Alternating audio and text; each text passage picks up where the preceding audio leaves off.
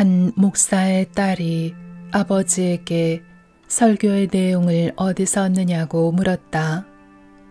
하나님에게서지. 그가 대답했다. 그러자 딸이 다시 물었다. 그럼 왜 설교문을 막 지우고 고치세요? 견성 너머에는 무엇이 있는지 알 수 있을까? 절인 소크라테스는 사형 집행을 앞두고 감방에서 기다리고 있을 때 동료 죄수가 시인 스테시코루스가 쓴 복잡한 노랫말을 흥얼거리고 있는 것을 들었다. 그는 동료 죄수에게 그 시의 내용을 가르쳐 달라고 부탁했다. 하지만 못하려고 그 동료가 물었다. 소크라테스는 이렇게 대답했다. 한 가지라도 더 알고 죽으려고. 영적 삶도 마찬가지이다. 거기에는 우리가 누구이든지 간에 이해의 성숙과 우리 존재의 지속적인 개화가 수반된다. 이것이 깨달음 이후의 지혜이다. 중국의 허운 스님이 120세의 나이로 죽기 전에 말했듯이 큰 견성 이전에는 작은 견성이 많이 있다. 그리고 진짜 깨달음에 이르는 과정에는 큰 견성이 많이 있다. 모든 전통의 신비주의자들은 깨어남이 아무리 강력하더라도 그 깨달은 현실 속에서 사는 능력은 반드시 지나가 버린다고 가르친다. 처음에는 그렇게 보이지 않을 수도 있다. 견성은 우리 안에 너무나 불가항력적인 이해와 해방감을 일깨워 놓기 때문에 그것이 단지 첫 번째 단계에 지나지 않는다는 것을 깨닫기가 어렵다. 하지만 사실상 모든 영적 전통에서 깨어남의 진행 과정을 그린 지도나 혹은 설명을 찾아볼 수가 있다. 때로 이 영적 개화 과정은 갈수록 더 높은 차원의 계시로 들어가는 것으로 묘사되기도 한다. 기독교 신비주의자인 십자가의 성 요한은 카멜산을 오를 때 높이 올라가면 갈수록 모든 것이 더욱더 확연하게 보인다고 적고 있다. 성가에서 말하는 시무도의 마지막 그림에서 소를 찾은 이와 소는 함께 저작거리를 돌아다니며 축복을 해준다. 하지만 그들의 여행은 결코 끝나지 않았다. 아니, 그들의 모험은 이제 막 시작된 것이라고 말할 수도 있을 것이다. 깨어남은 과정의 시작일 뿐. 불가에서 가장 잘 알려진 깨달음의 지도는 동남아시아 원로들의 소승불교 전통이 제시하는 지도이다. 원로들의 지도에서는 깨달음을 고귀한 지혜의 4가지 점진적 단계들로서 설명한다. 각 단계는 새로운 차원의 자유를 가져다 준다.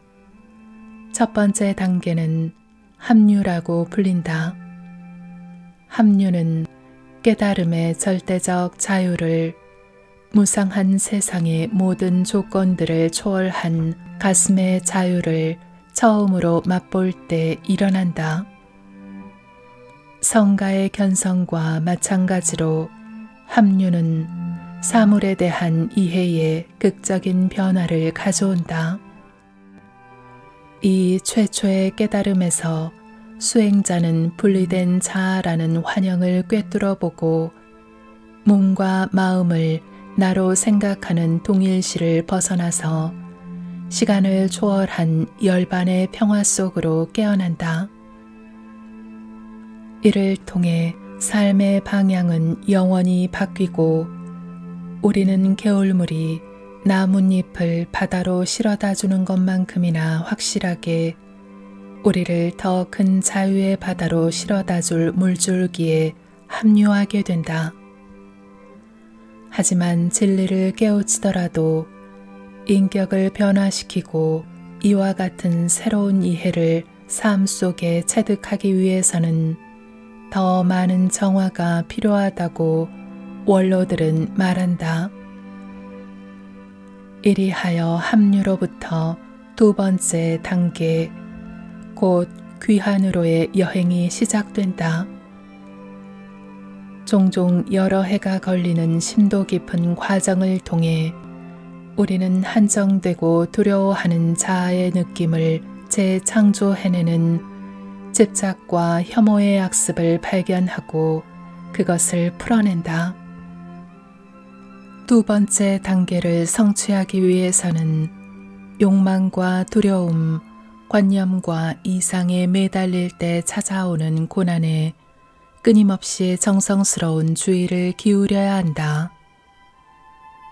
인간의 삶 속에 이런 힘들을 이해하고 있으면 그것은 우리를 지배할 힘을 잃어버린다. 마침내 깊은 깨달음 속에서 욕망과 집착과 분노와 두려움에 막강하던 힘이 눈에 띄게 떨어져 나가버린다. 우리는 두 번째 단계를 성취한 것이다. 세 번째 단계를 원로들은 불귀라고 부른다. 이 단계에서 우리는 남아있던 욕망과 집착과 분노와 두려움으로 되돌아가지 않도록 자유로워져서 다시는 그것들의 지배를 받지 않게 된다. 이 세 번째 단계를 지나가는 몇 안 되는 매우 드문 사람들은 깊은 고요와 비어있음 속에 오랜 기간 잠겨 있음으로써 그것을 성취한다. 지혜가 성숙하면 설령 가슴 속에서 무엇에 매달리려는 미세한 움직임이 일어나도 그것을 다음 순간에 버릴 수 있다. 이 단계에서 수행자는 지금의 현실 속에 그리고 자유 속에 몸을 담그고 쉰다. 가슴의 깊은 평화는 좀처럼 거의 깨지지 않는다. 마지막으로 네 번째이자 가장 비범한 단계인 대각이 찾아온다. 여기서는 미세한 욕망, 환희, 자유, 명상 그 자체에 대한 욕망의 마지막 흔적이 떨어져 나간다. 이제 그는 순수한 존재를 베일로 가리는 자만, 분별, 불안, 분리의 자치로부터 해방되어 자아와 전혀 동일화하지 않는 상태가 된다. 우리의 진정한 본성의 빛이 생애 전체를 통해 거침없이 방사된다. 이와 같은 원로들의 지도는 분명하고도 심오한 깨달음을 체험한 사람이라도 여전히 욕망과 분노와 착각 속에 빠져 있을 수 있음을 보여준다. 합류한 사람은 삶 속에 그것을 체득하지 못한 상태에서도 견성과 깨달음에 대해 실로 영감에 찬 가르침을 펼 수도 있다. 이 때문에 다음 단계의 깨달음이 필요한 것이다. 대부분의 영적 지도자들은 최초의 견성 이후에도 여전히 두려움, 혼란, 영적 태도의 상실, 서투른 행위 등이 한동안 일어날 수 있다는 점에 동의한다. 아무리 엄청난 진리의 계시를 받았더라도 자유와 은총의 전 느낌이 아무리 심오하더라도 그것을 숙성시키는 기간이 따라야만 한다. 이 진실을 인식하지 못한다면 우리는 다만 자신을 속이고 있는 것이다. 우리 아들은 공부가 끝났어. 물라 나스루딘의 어머니가 자만심에 가득 차서 이렇게 말했을 때 나스루딘은 이렇게 대꾸한다. 신께서 틀림없이 공부거리를 더 보내주실 거예요. 우리 모두에게도 마찬가지다. 깨달음을 성취한 실제적 증표와 수단은 다양하므로 무엇을 합류로 보아야 할지에 대해서는 원로들 사이에서도 의견이 매우 분분하다. 어떤 계보의 가르침에 따르면 그것은 가장 깊은 명상을 통해서 일어난다고 한다. 그것은 몸이 견고하다는 믿음을 해체시키고 몸과의 모든 동일시를 풀어놓는다. 다른 계보에서는 합류란 마음과의 동일시에서 해방되는 것이라고 한다. 또 어떤 계보에서는 합류는 깊은 명상과는 무관한 것이며 그것은 모든 집착을 내려놓는 훈련을 시작하면 첫 달 안에 자연스럽게 찾아오는 것이라고 말하기도 한다. 어떤 스승들의 말에 따르면 스승과의 단 한 번의 만남 혹은 늘 거기에 있는 무아의 완전한 경지를 보는 한 순간만으로도 합류의 단계를 일깨울 수 있다고 한다. 어떤 이들은 성가의 공안을 들고 오랫동안 씨름한 이후에만 합류의 단계에 들 수 있다고 한다. 심지어는 같은 수도원 내에서도 스승들이 제자가 실제로 그런 단계에 이르렀는지를 놓고 논란을 벌이기도 한다. 어쩌면 이 모든 방식을 수긍하고 존중해 주는 것이 최선일지도 모른다. 합류는 작은 자아의 느낌을 진정으로 놓아버리고 신뢰와 자유에 자신을 온전히 열면 언제든지 일어난다. 어쩌면 그것은 루이 암스트롱의 말과 같은 것일지도 모른다. 재즈를 말로 설명해 줄 수는 없다. 그냥 들어보면 안다. 겸손과 어두운 밤. 기독교의 묵상 전통에 따른 지도에서는 더 높은 영적 수행의 길을 갈수록 깊어지는 겸손과 정화의 과정으로 그리고 있다. 십자가의 성 요한은 은총을 처음으로 경험한 후에는 신성과 연결되는 감각을 잃어버리는 길고 고통스러운 기간이 따른다고 가르친다. 그러한 어두운 밤은 성스러운 여행에 필요한 단계라는 것이다. 성 요한에 따르면 먼저 세속적인 일들에 대한 입맛을 잃는 감각의 어두운 밤이 찾아온다. 이것은 심각한 상실의 기간이다. 과거에 위안을 주었던 모든 것들이 의미를 상실한다. 가장 찬란한 영광을 맛보고 나서 우리는 가슴의 길에 대해 분명히 알지도 못한 채 메마르고 황폐한 땅으로 들어간다. 십자가의 성 요한은 이 기간을 자만과 탐욕과 노여움으로부터 인격을 정화하는 인내의 시간으로 묘사한다. 이 기간에 우리는 신성으로부터 떨어져 나오면서부터 비롯된 세상의 슬픔에 대한 깨달음을 심화시킨다. 감각의 어두운 밤 다음에는 영혼의 어두운 밤이 찾아온다. 여기서는 더욱 깊은 정화와 복종이 요구된다. 이 정화의 과정으로부터 오로지 신만을 향하는 열정적 사랑과 열망이 일어난다. 영혼의 어두운 밤을 잘 겪어내는 이에게는 커다란 보상이 기다리고 있다. 성 요한은 이 찬란한 어둠에 깊이 복종한 영혼에게 부어지는 엄청난 은총의 달콤함은 형용하기가 힘들다고 노래한다. 이 긴 여행에서 중요한 것은 겸손한 인내와 끈기이다. 성 요한은 이렇게 말한다. 가슴의 사랑은 어두운 밤길을 인도하는 촛불이다. 여러 해에 걸쳐 신성의 가슴을 열고 묵상 수행을 했던 한 명상 지도자는 어두운 밤을 이렇게 맞았다.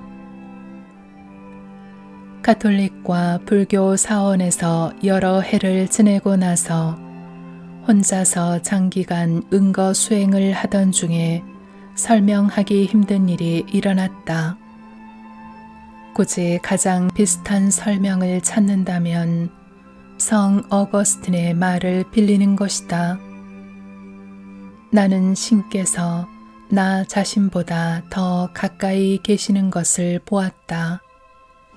신은 광활한 대양과 같았고 나 자신으로 익히 경험해온 모든 것은 한갓 얇은 막에 불과했다.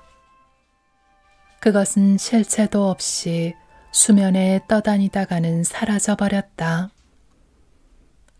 이와 같은 깨달음과 함께 온 지복과 성스러운 열림이 몇 달 후에 지나가 버리고 나자 나는 깊은 무기력감과 두려움에 빠져버렸다. 그것은 지옥 기간의 시작이었다. 거대한 감정의 분출이 있었고 그 다음에는 아무런 느낌도 의미도 없는 죽은 것 같은 느낌 속에 묻혀버렸다. 나는 불교 센터를 떠나 딸이 사는 오하이오로 돌아와서 아무 의미도 없는 청소부 일을 했다.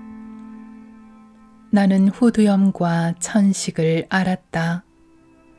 끝없는 내면의 고통과 상실감이 나를 절망감에 빠뜨려 놓아서 나는 겉으로는 정상인 것처럼 보여도 속으로는 거의 자살 충동을 느끼거나 미쳐버릴 지경이었다. 당연히 기도와 묵상이 불가능하게 되었다. 이런 시련 속에 몇 달이 지나자 나는 마침내 기진하여 욕실 바닥에 쓰러진 채 신께 자비를 빌었다. 더 이상 버틸 수가 없었다. 그때 문득 한순간에 고문당한 나의 온 존재가 마치 욕조 속에 물이 빠져나가는 것처럼 나에게서 빠져나갔다. 나는 2시간 동안 지복과 환희와 평화 속에 앉아 있었다. 나는 그 모든 고난이 다 신의 계획이었음을 알았고 신에 대한 나의 신뢰를 기억해냈다. 그리고 이 슬픔이 내 길의 일부였음을 기억해냈다. 2시간 동안의 휴식 끝에 나는 내가 그것을 감당할 수 있으며 그것이 신의 뜻이라면 나는 그것을 원한다는 것을 인정할 수 있었다. 내가 그것을 본 순간 놀랍게도 그 모든 것이 즉시에 돌아왔다. 그것은 마치 욕조가 다시 차는 것처럼 밑바닥에서부터 차올라왔다. 모든 것이 정확히 이전과 같아졌다. 이전과 똑같이 고통스럽고 끔찍했다. 하지만 신의 자비를 느낀 그 짧은 순간은 모든 것을 다르게 만들어 놓았다. 나는 내가 그것을 감당할 수 있다는 것을 알았다. 그리고 신께서 나에게 주는 것이라면 무엇이든지 살아내기 원한다는 것을 알고 있었다. 신께서 그때 보여주신 친절과 은총에 대한 끝없는 감사가 솟아났다. 신은 어머니와 같은 부드러움으로 우리가 떨어지면 잡아서 도와주려고 보이지 않게 우리 뒤를 따르고 있다. 신의 은총 속에서 사는 것 외에 다른 선택이 없음을 배운 것은 그 고통의 가장 깊은 바닥에서였다. 성 요한이 어두운 밤이라는 표현을 써서 말했듯이 아빌라의 성 테레사는 내부의 성이라는 이미지를 써서 영혼이 성 한가운데의 신의 자리로 다가가는 동안 신비와 겸손에 대한 이해가 성숙되어야 함을 이야기한다. 그녀는 오랜 세월에 걸친 영혼의 여정을 7단계 혹은 내면의 집으로 그린다. 각 단계는 부와 명예의 위험과 두려움으로부터의 점진적인 정화를, 곧 세속적인 위안거리로부터의 해방을 가져다 준다. 십자가의 성 요한과 마찬가지로 그녀 또한 경험 많은 묵상자들은 오로지 사랑과 기도에 대한 끊임없는 열정에만 의지하여 고독과 슬픔과 현혹의 단계를 통과해야 한다고 말한다. 중요한 것은 생각을 많이 하지 말고 사랑을 많이 하는 것이다. 그녀는 꾸준한 사랑과 은총의 오랜 여정을 통해 마침내 영적 재탄생에 접어들 수 있다고 말한다. 영혼은 신성의 고체 속의 낡은 방식에서 벗어나와 날개를 펼쳐내어 나비가 되는 것이다. 성 테레사에게도 순환적인 주기가 있었다. 열성적이고 사심없는 내면의 삶은 신성과의 합일로 마무리되지 않는다. 그녀는 우리가 그 빛을 세상에 가져오려고 거룩한 근원으로부터 다시금 되돌아온다고 주장한다. 이것으로부터 새 생명을 받기 때문이다. 깨달음이 우리에게 맡기는 영광스러운 심부름은 그것을 체득하는 것이다. 그리하여 이 세상에서 거룩한 삶을 살 수 있도록 말이다. 내면으로의 여행의 결실은 우리의 선한 행동에 달려있다. 신비는 오직 우리가 돌아가서 헌신할 힘을 주기 위해서만 열린다. 시무도의 목동처럼 우리는 지복을 가져다주는 소를 데리고 다시 저작거리로 돌아온다. 만나는 모든 이들에게 깨어난 가슴의 축복을 가져다주기 위해서 우리는 돌아오는 것이다. 지도보다는 시. 붓다는 새벽 별을 보고 깨달음을 얻었다. 전하는 바에 의하면 그의 첫마디가 시였다고 한다. 이 슬픔의 집을 지은 자 더 이상 짓지 않게 하리라. 성가에서는 시적인 공안의 언어로서 깨달음을 일궈낸다. 수행자가 심오한 시구나 공안을 끊임없이 반복해서 떠올리며 그것을 참고하면 마침내 마음이 활짝 열리게 된다. 그런 후에는 수행자가 발견한 자유를 더욱 깊이 체득하게끔 하는 혹은 잘못된 이해로 빠져들 수 있는 부분에서 길을 밝혀줄 다른 공안들이 주어진다. 이것들이 모여서 수행하는 삶의 시적인 지도가 그려진다. 이런 공안과 일화들은 수행자로 하여금 깨달음의 세계를 다음의 공안들과 융화되게 한다. 선사는 이렇게 다그친다. 물에 젖지 말고 바다 밑에서 진주를 캐오라. 혹은 한 손바닥이 내는 손뼉 소리를 내어보라. 혹은 굽은 것 속에 고든 것은 무엇인가? 라고 말이다. 수행자는 이런 질문과 시와 일화 등을 관념적인 마음으로 대해서는 안 된다. 아니란 대답은 단방에 무너진다. 이 공안들의 대답은 오로지 우리가 지금의 현실 속에서 사는 능력을, 연꽃처럼 펼쳤다 오므렸다 하는 능력을, 어두운 숲속으로 들어가고 저작거리에서 춤추는 힘을 깊이 쌓아갈 때만 찾아온다. 그 대답들은 어떤 이상적 상태를 가리키는 것이 아니라 도의 유연성을, 연꽃의 자연스러움을 가리킨다. 그것은 두려움과 자의식과 세속적이고 영적인 집착을 놓아버리고 자유롭게 자기 자신이 되는 길을 가르친다. 공안의 궁극적 목표는 다음과 같은 일화에서 잘 드러난다.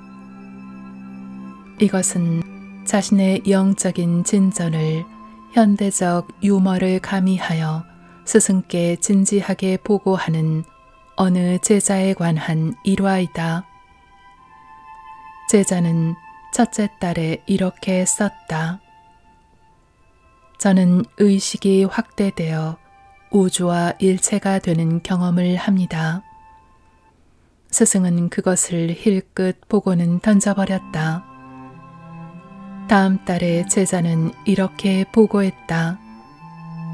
저는 마침내 신성이 만물 속에 깃들어 있음을 깨달았습니다. 스승은 여전히 실망한 기색이었다. 세 번째 보고서에서 제자는 들떠서 설명했다. 일과 다의 놀라운 신비가 제 눈앞에 계시되었습니다. 스승은 하품을 했다. 다음 보고서에서는 이렇게 말했다.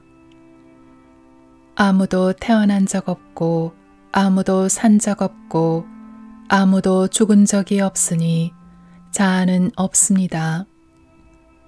스승은 단념한 듯이 팔을 벌렸다. 그 후 한 달이 지나고 두 달이 지나고 그러다 5달, 마침내 1년이 지나갔다. 스승은 제자에게 공부의 진척을 보고하라고 재촉했다. 제자는 이렇게 보고했다. 저는 그냥 제 삶을 살고 있습니다. 공부요, 그게 무슨 상관인가요? 이것을 보고 스승은 소리쳤다. 마침내 해냈군. 이 일화는 있는 그대로의 완전함에 대한 성가의 가르침을 보여준다. 눈 속의 백학은 눈 위에 서 있는 백학이요. 한밤중에 검은 까마귀도 그냥 그것 자체인 것이다. 우리는 진정한 실제가 몸과 마음 너머에 있음을 안다. 하지만 동시에 우리는 이 몸과 마음 속에서 살고 있으므로 삶의 일상적인 패턴은 계속될 것이다. 유태교나 기독교 그리고 이슬람교의 선지자들 혹은 세계 토착 문화의 원로들 중에서 깨달은 사람들은 신성함과 동시에 결함이 뒤섞인 인간성을 함께 지닌 복합적인 인물들이다. 하지만 다른 점은 그들은 과거의 문제들에 더 이상 집착하지 않기 때문에 그것들이 편안하고 해롭지 않은 것으로 남아있다는 점이다. 성자 스리 니사르가다타가 말했듯이 고통과 어려움, 심지어는 성급함과 초조함도 일어날 수 있다. 하지만 이런 것들은 나와 아무런 상관도 없다. 나는 태어나지도 않았고 죽지도 않을 것이다.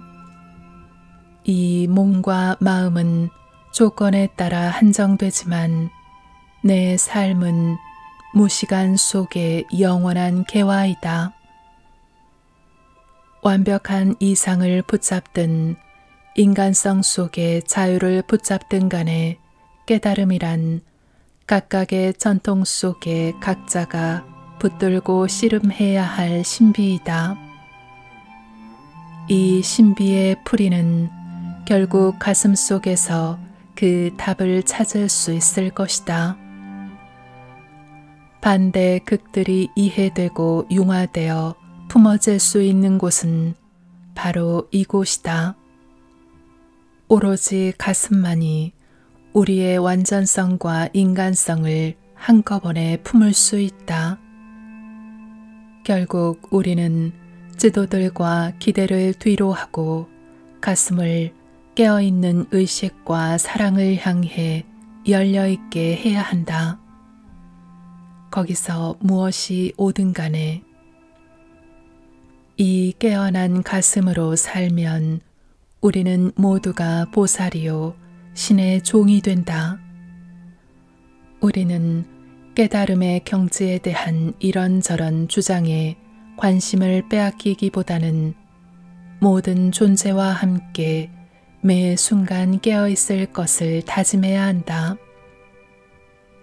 이것은 인내와 자비와 지혜와 관용의 길이며 지금의 현실 속에서 살고자 하는 의지의 길이다. 오직 여기에서만 자유를 찾아 시간을 초월한 완전함 속에 머물 수 있다. 스즈키 선사는 이렇게 말한다.